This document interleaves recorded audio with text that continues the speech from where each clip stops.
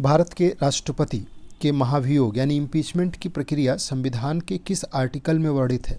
53, 61, 74 या 123?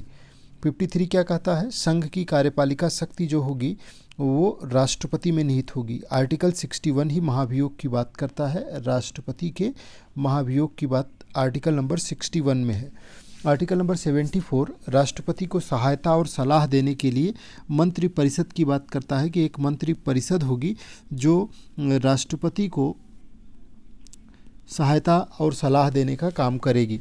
और article number 123 है जो महाभियोग की अध्यादेश की बात करता है कि अगर संसद का सत्र न चल रहा हो तो उस समय राष्ट्रपति अध्यादेश जारी कर सकता है।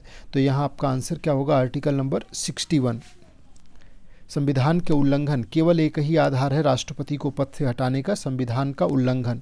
और ये किसी भी सदन से, लोकसभा या राज्यसभा, किसी भी सदन से ये प्रक्रिया शुरू की जा सकती है। संसद सदस्य अयोग्यता से संबंधित किसी प्रश्न पर निर्णय लेते समय राष्ट्रपति किसका मत प्राप्त करता है? भारत के चीफ जस्टिस ऑफ इंडिया से, निर्वाचन आयोग, महान्यायवादी या लोकसभा अध्यक्ष? आपका क्या आंसर होगा? निर्वाचन आयोग। किसी का भी डिस्क्वालिफिकेशन संसद सदस्य का करना है तो वैसे में आर्टिकल नंबर 103 के अनुसार राष्ट्रपति निर्वाचन आयोग की राय प्राप्त करता है। व्यवहार में राष्ट्रपति निर्वाचन आयोग की राय के अनुसार ही निर्णय लेता है। 5वीं अनुसूची के अंतर्गत किसी भी क्षेत्र को अगर शेड्यूल्ड एरिया यानी अनुसूचित क्षेत्र घोषित करना है तो ये शक्ति किसके पास है? राज्यपाल, मुख्यमंत्री, प्रधानमंत्री या राष्ट्रपति? आंसर क्या होगा? राष्ट्रपति के पास। 5वीं अनुसूची के तहत अगर किसी भी क्षेत्र को शेड्यूल्ड एरिया घोषित करना है तो राष्ट्रपति करेंगे। आवश्यकता पड़ने पर इन क्षेत्रों की सीमाओं में राष्ट्रपति परिवर्तन भी कर सकते हैं। और ये जनजातीय प्रशासन से संबंधित एक महत्वपूर्ण संवैधानिक प्रावधान है जो 5वीं अनुसूची में किया गया है। विशिष्ट राज्यसभा की जो विशिष्ट शक्ति है वो कौन सी है? राष्ट्रपति को हटाने की कार्यवाही प्रारंभ करना? बिल्कुल नहीं, दोनों कर सकते हैं। लोकसभा भी शुरू कर सकता है, राज्यसभा भी। सर्वोच्च न्यायालय के न्यायाधीश हटाने की प्रक्रिया प्रारंभ करना? ये भी नहीं।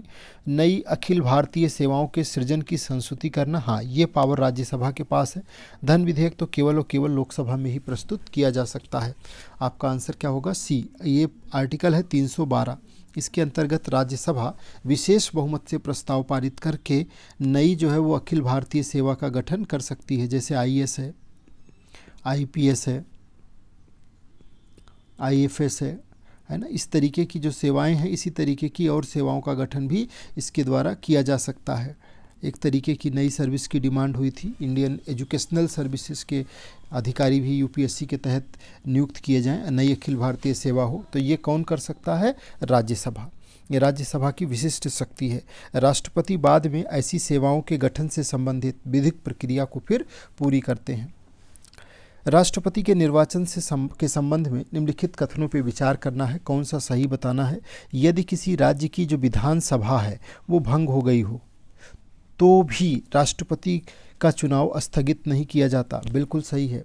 अगर किसी राज्य की विधानसभा भंग हो गई हो तो इसलिए राष्ट्रपति का चुनाव नहीं रोका जाएगा। अपूर्ण निर्वाचन मंडल राष्ट्रपति के चुनाव को स्वतः अमान्य नहीं बनाता।